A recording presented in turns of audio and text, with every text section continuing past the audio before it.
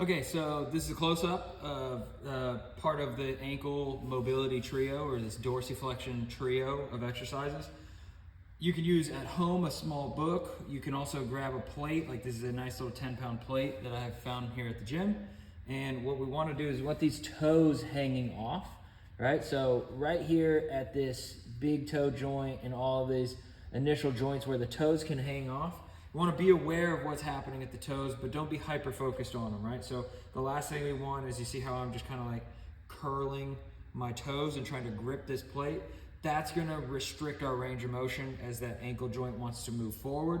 So we want to try and keep those toes soft or just loose at the toe area so that we can push down into this big toe right here and create collapse of this arch so that that ankle joint can move forward. So right here, I'm just a little close to the wall, and then I want to have my toes nice and loose.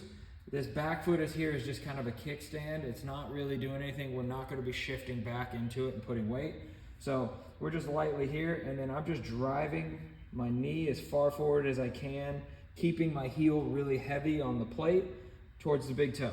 Then I drive it as far forward as I can, keeping my heel really close and heavy into the plate over my middle toe, and then lastly, it's over that pinky toe, and that is the most difficult one for me. So my whole foot wants to rotate, and we want to try and keep that as flat as we can.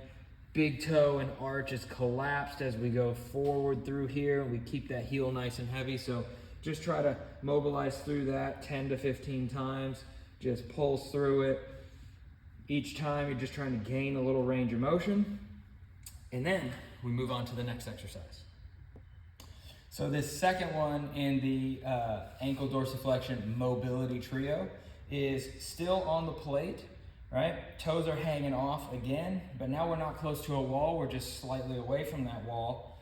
And what we want to focus on with this one is it's slightly connecting this internal and external rotation at the hip. So we're reaching as far forward as we can, and then reaching as far back as we can. So it's just forward and back, toe taps, and your angle of your body is gonna have to change as you do it, but we don't wanna be gripping the plate the whole time. So we're just trying to reach as far forward and reach as far back, keeping, again, that heavy heel, and every time you reach forward, we're trying to smash that medial arch, right? We're just trying to collapse this as much as you can, right? So reach as far forward as you can, then reach as far back, far forward, and as far back. You may start to feel this in your hip a little bit, and that's a good sign.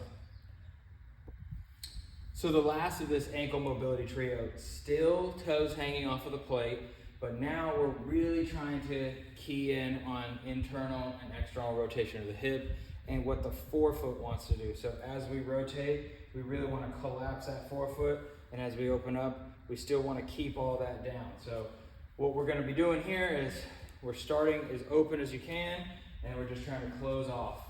Open and close. Open and close. Just nice and smooth and easy the entire time. All of these were somewhere around 10 to 15 reps on each one. Each time you do it, we're trying to just sink down a little bit more and then open up as much as you can. Feel it in your hip. So that is the rotational step. Last one of the trio.